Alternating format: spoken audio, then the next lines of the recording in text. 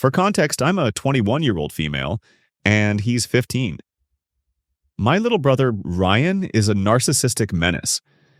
As a kid, it was tolerable. I was his older sister, and being the eldest daughter of 5 kids in an ethnic household meant every action of his and the rest of them was on me. But as he grew older, he began taking advantage of the fact that I'm the scapegoat of the house, the one no one respects or listens to, but is blamed for everything. The straw that broke the camel's back was him attacking me 2 weeks ago. He had my wrist on a death grip, and I instinctively fought to get him off me. I was dumbfounded and also scared because he attacked me at the top of the stairs, and I was on the verge of falling down. He had a growth spurt last year, so is 5 feet 10 inches to my 5 feet 5 inches, which perhaps gave him the confidence to manhandle his older sister. I would have left there and then, but it was 10 p.m. at night with no car and nowhere to go. I woke up the next day with bruises on my wrists and got really upset and angry all over again. I called my uncle to tell him what happened because I didn't know what else to do. I regret that because whilst he did tear Ryan a new one, he also told him to apologize to me after she's had a day to calm down. Ryan didn't do that. And I was truly hoping he'd never talk to me again, since he didn't get any punishment anyway. No one held him accountable for his behavior. He just went straight back to his PS5. However, my uncle called me back a few days ago and asked if Ryan had apologized yet. I was in my room, assuming no one was around, so I was talking loudly when I said, "No, he didn't apologize, and I don't want a measly apology that means nothing anyway. He has done this over and over again, and I'm tired of the abuse. I've done nothing to deserve this." Ryan was standing outside my room and heard that Uncle was on call with me, and in an attempt to manipulate the situation again, he ran, got some leftover snacks from his room, and knocked on my door whilst I was still on call with Uncle. My uncle heard Ryan come into my room and throw the snacks at me while saying sorry loudly. I saw red and threw the measly bag back at him, telling him to never speak to me again. My uncle started saying, "Wait, he apologized? Why are you screaming? Go tell him you accept it." I said, "LOL, you must be mad," and ended the call. Haven't talked to Uncle since either. I regret even involving him. But I had no one to speak to, no friends, and my therapist appointment is in a month. My cousin called me today, said Uncle told her everything and that I'm a bad sister for not hearing my brother out, that I should talk to him. She said siblings fight all the time. So am I he a hole for standing my ground and vowing not to speak to him again? I will be moving out and going, no contact with my mother for other reasons. But this situation has solidified the fact that I also want nothing to do with him and his abuse. The update. Am I the a-hole for telling my father he cannot tell me what to do? I'm trying to move out. I live in England. It's been a long process due to some financial issues, but I'm getting there. I have an end goal in mind, which is good. My father does not live with us. He works abroad.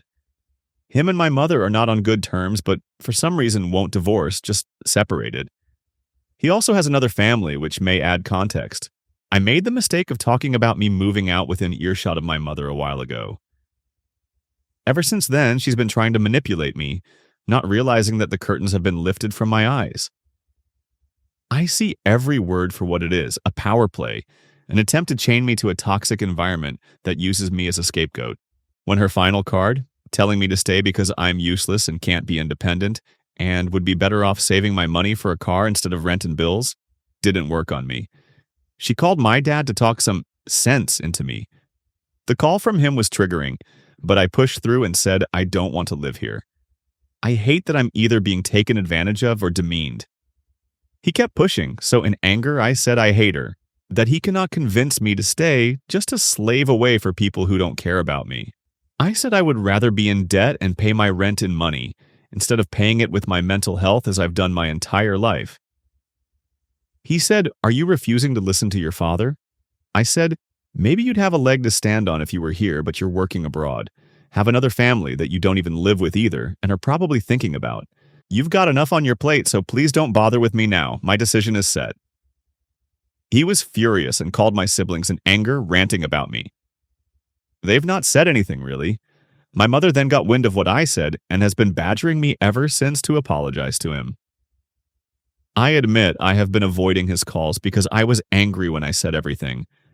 I'm feeling slightly guilty now for causing a rift. Am I the a-hole for shutting down my father? arguing with him and telling him he cannot tell me what to do? 9 days after. In previous posts, I mentioned how chaotic my home life is, how my brother attacked me, and how my anger was dismissed.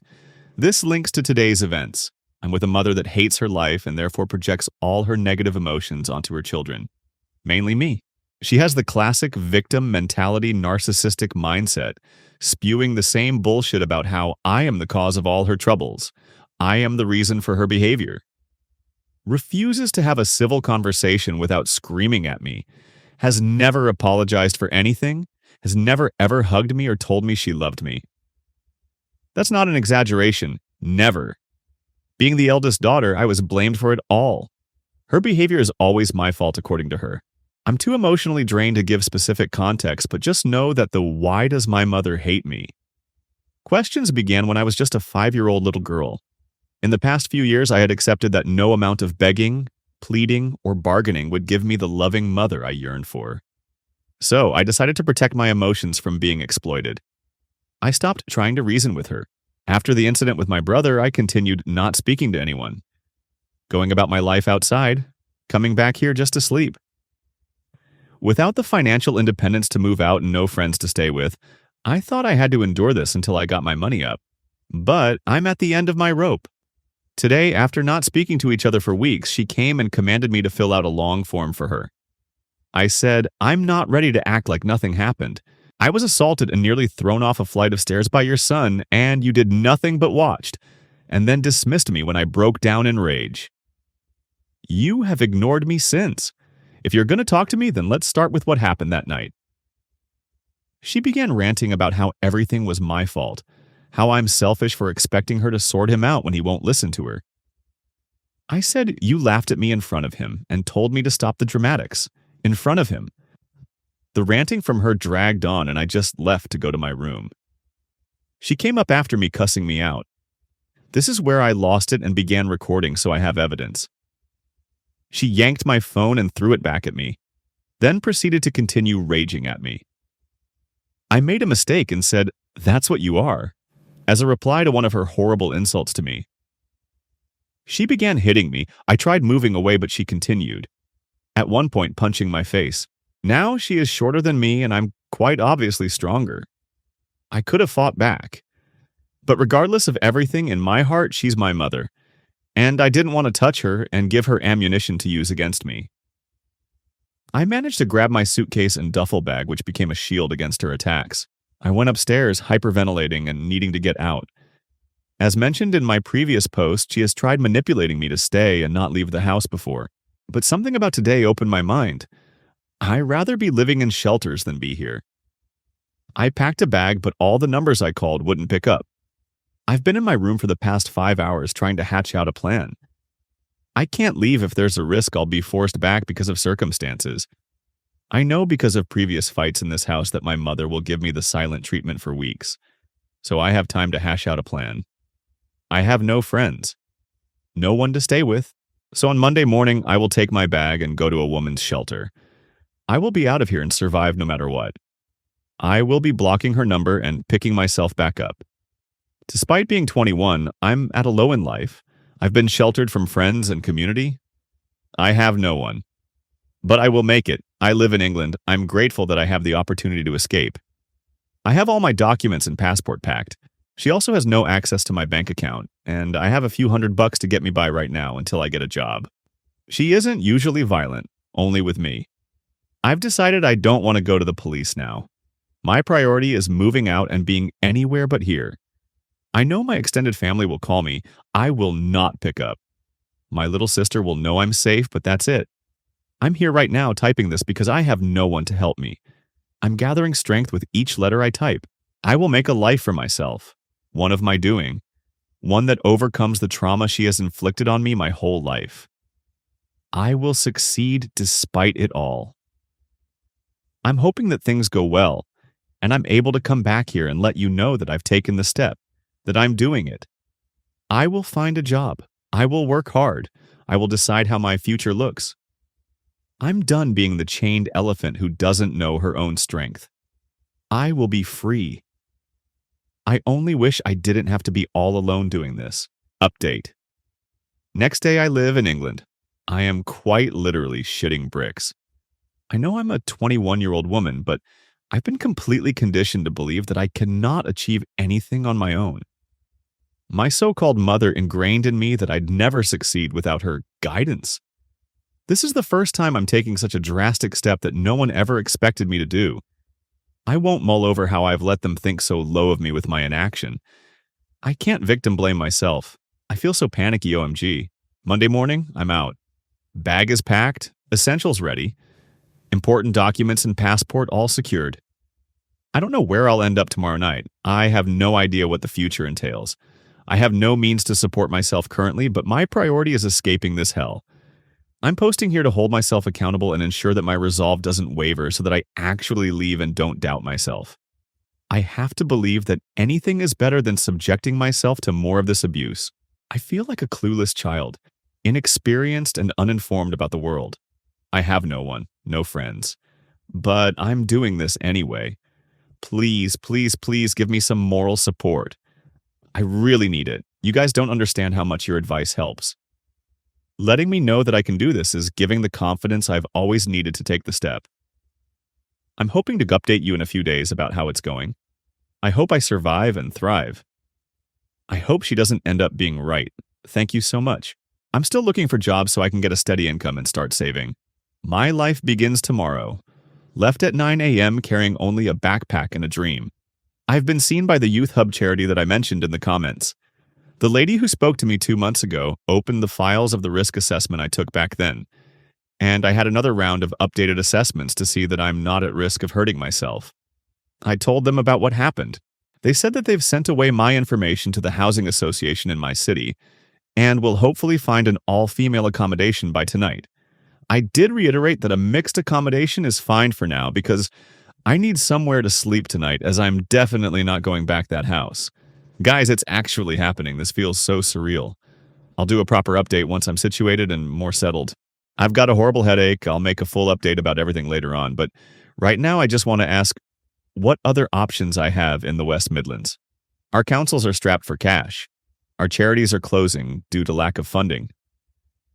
The level of loops I'm being forced through is diabolical. I understand, I guess, people can lie just for housing. The questioning of the abuse made me even less secure in myself. Felt like I'm making it bigger than it is, but I'm still pushing through. Like I said, I'll make a detailed update, but in short, as of right now, I've called the police, waiting for them to email, text me with the crime number so I can forward that to the charity workers who will send it to the council. Then I'll wait for a call back from the housing association again. I just really hope I get answers before nighttime so that I have time to think of other options. I've been sitting down, stressed, and mentally drained from having to explain what I went through over and over again. Anyway, I hope I'm back later with better news. Update next day. So I got up at 7 a.m. all nervous. I had breakfast, insured the kids, edit. I'm referring to my 3 younger siblings living there. All over 15 years old and mother were gone before I got ready to leave. Just as I was about to go downstairs to leave, I heard my mum come back, which never happens once she leaves for work.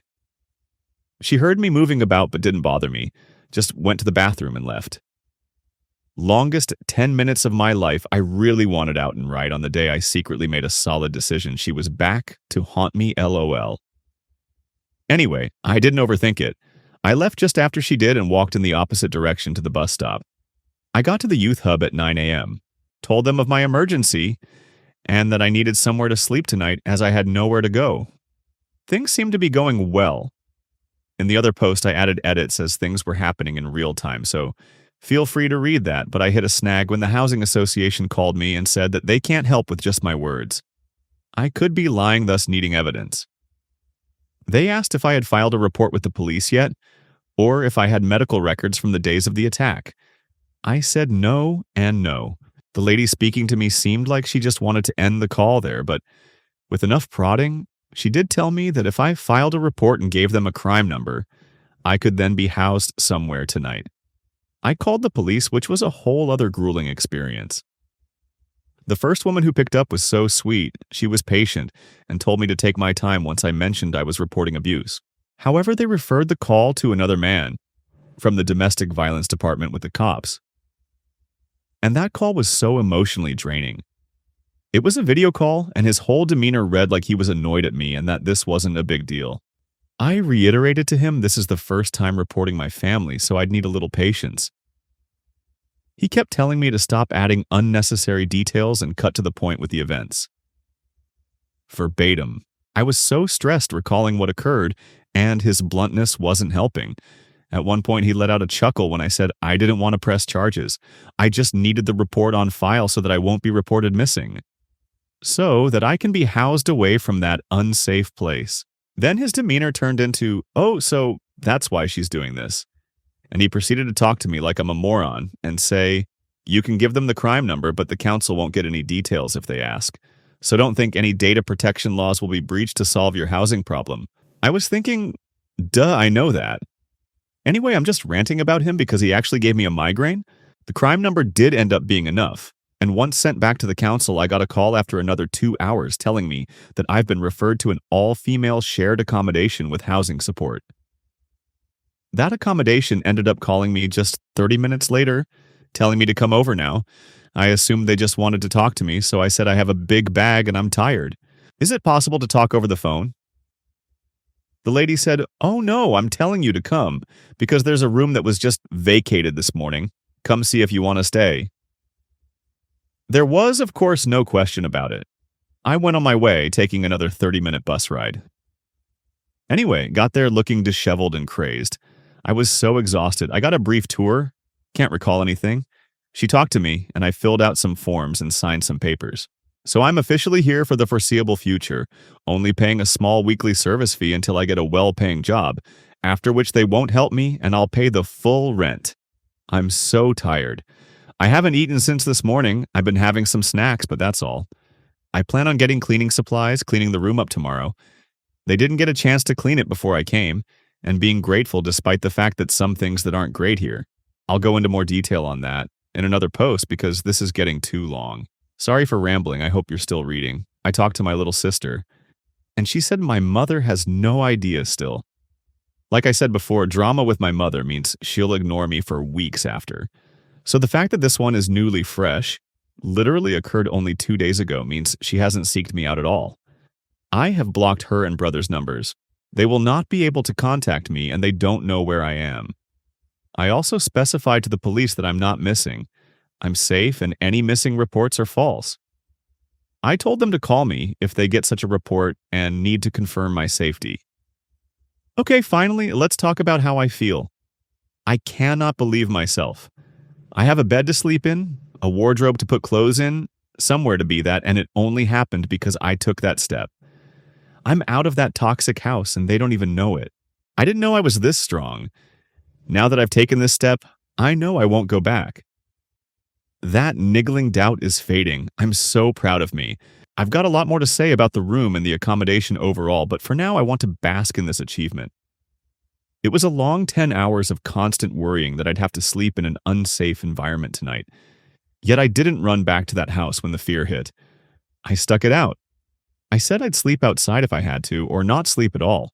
Despite the obstacles thrown at me, being told that I'm not really homeless if I didn't get kicked out, being made to feel that I was lying about fleeing abuse, I still stuck it out. And now I'm here in a warm bed. Yes, once I settled and was left alone with my thoughts, I felt so horrified at myself for reporting my family. But I got over it quickly because I thought back to what they did. Families don't do that. I didn't betray them, they betrayed me. I'm realistic, so I am expecting to feel more negative emotions as I find my independence. But that's okay, I know that's just the teething pains from growing. Update 3 days. So today is day 3. I'm more settled now, I've been feeling comfortable in my independence. I've gone out and bought essential groceries for myself. I've been eating, and I'm glad to say I'm alive and well. As the days go on, I feel so much confidence in the decision I took. I know there'll be a low point in the future. Maybe once my period starts again next month and my hormones are out of whack where my loneliness will overwhelm me, but I'm prepared. I know it's natural, it's inevitable, and it'll pass.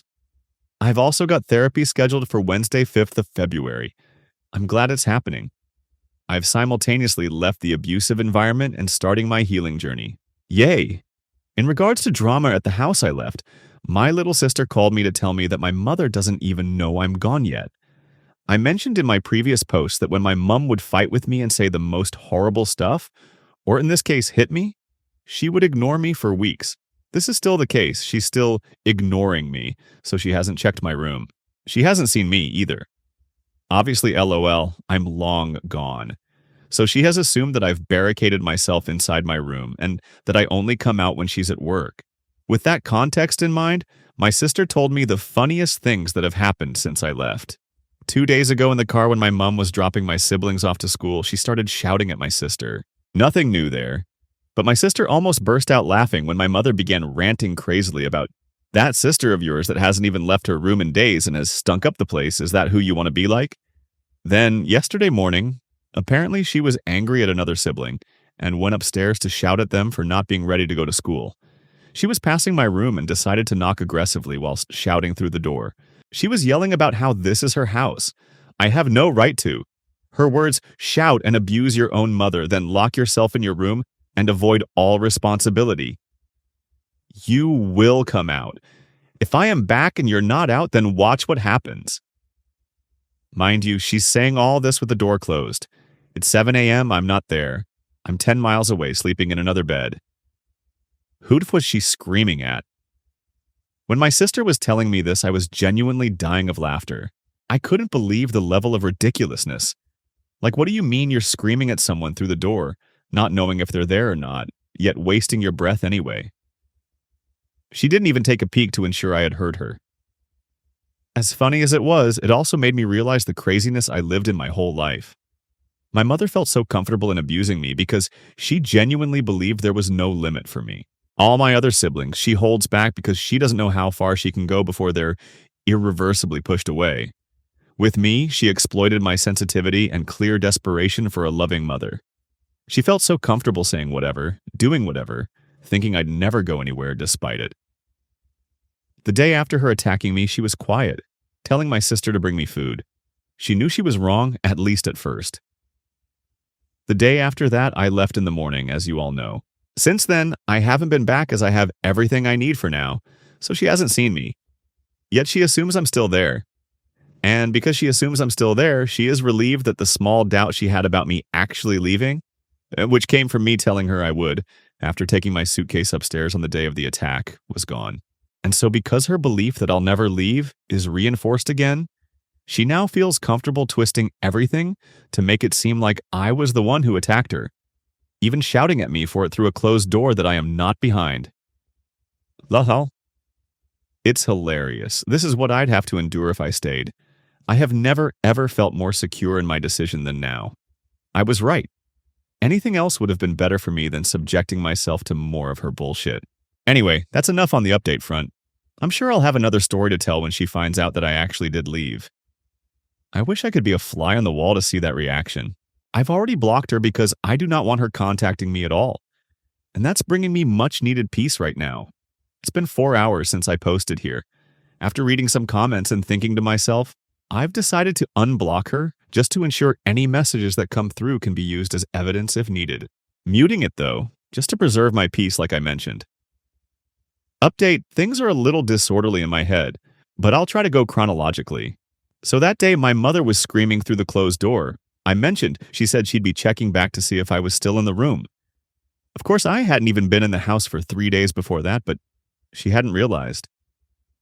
Anyway, that afternoon, she must have checked the room and realized I wasn't there. She assumed I had crashed at a friend's house, which is hilarious considering she knows I have no friends. But I guess it's how she justified it in her brain because she couldn't imagine me truly leaving with nowhere else to go. She asked my siblings, and of course, as discussed with them, they both feigned ignorance. They said they don't know anything.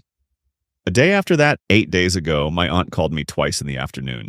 I learned from my sister that upon calling me, my aunt called my mother to ask why I wasn't picking. My mother told her, "She's not home. I don't know where the hell she is, but I'm guessing she's with friends." Well, this aunt of mine is one emotional busybody. Bless her, but also give me a break plus, so she, in her worried state, called her brother, my uncle. I was at the cinema when my uncle began spam calling me. Then, my aunt began spam calling me. Now imagine, I'm watching the new film companion. It was meh, expected more, and I get spam called by relatives. My anxiety levels were through the roof. I put my phone on D&D and let them know I'd talk to them later. At the same time, my younger sister, who I've mentioned escaped before me and goes to university in a different city, texted me to let me know that our mother was spam calling her. She told me how their conversation went.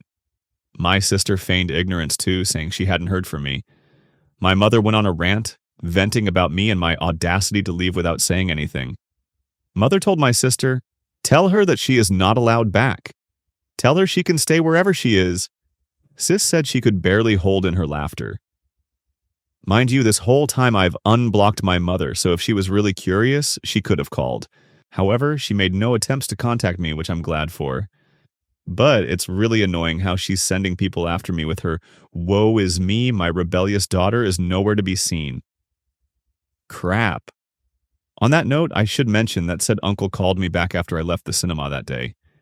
He was poking and prodding to figure out where I was. I stood firm in being vague, told him I'm safe, and that's all that he needs to know. I emphasized that I'm emotionally drained and have nothing else to say. I mentioned to him that I'm gone for good, though. I forwarded that message to my aunt, too. That whole interaction drained my energy, so I was unable to update on how things went. Yet even then, my mother still hadn't gotten it in her head that I was gone for real. I guess she realized a couple of days ago when she saw me leaving the old house with my suitcase and duffel bag. Since she didn't contact me directly, I felt safe enough to go to the house when she wasn't there and get my stuff. She was on her way back when she saw me getting into the Uber. There was no big reveal, lol. Better this way, I left quietly without fuss. I acted completely different to what was expected of me. No drama, no justification, no last words. I actually liked that it went like that.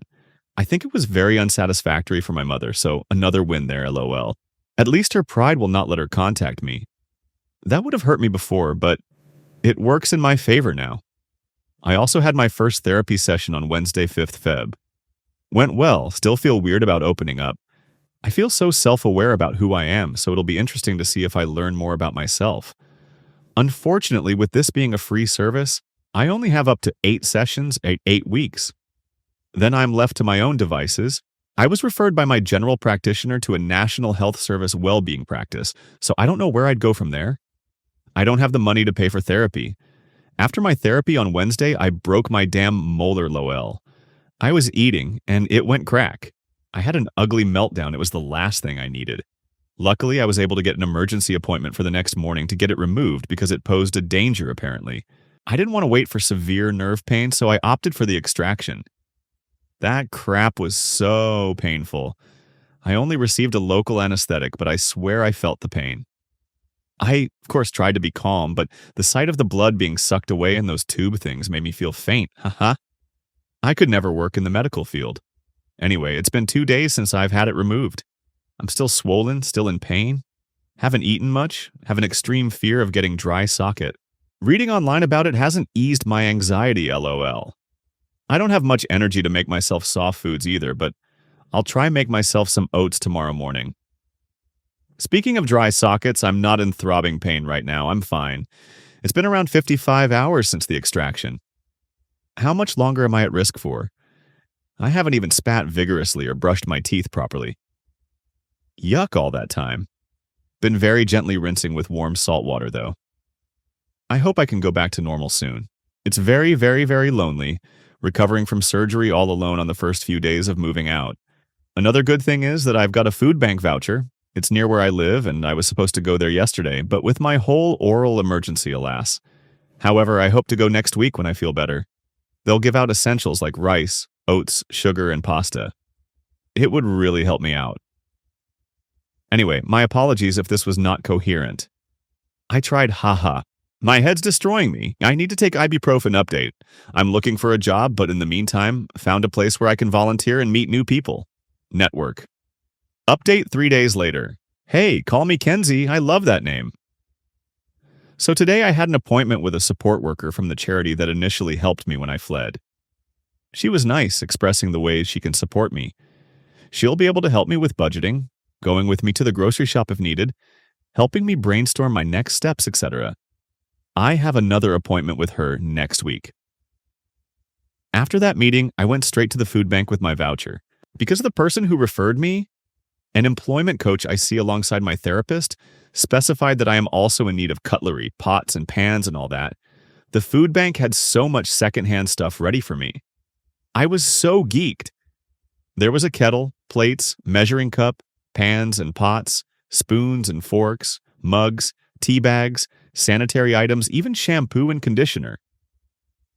They went over and above, and my heart is so full I'm so happy. Of course, there was the food too.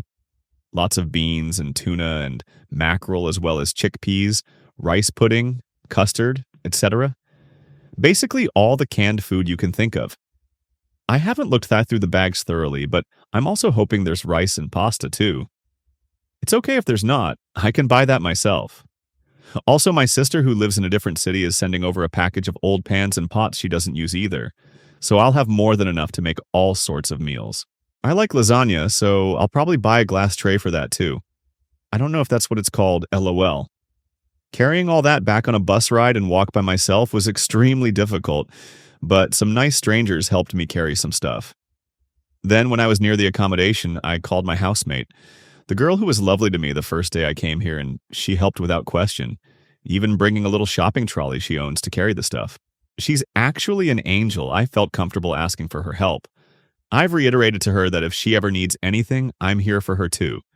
Anyway, all that stuff is stacked in my room now. I'm incredibly tired because as soon as I dropped the food bank stuff off, I went straight back out to do some grocery shopping, getting oil, milk, etc., and those were heavy too. Came back and collapsed onto bed. I have some more stuff to buy like seasoning and whatever. But for now, I have enough to finally make a good meal. I'm so grateful and so glad. I'll give myself a break tonight, but tomorrow morning I'll wash up all the cutlery I got from the food bank. I'll clean the cupboards I have. I've got locks for them too, so no one can steal my stuff, yay, and put everything away. That way my room can be free from any clutter. I also bought washing up detergent and liquid.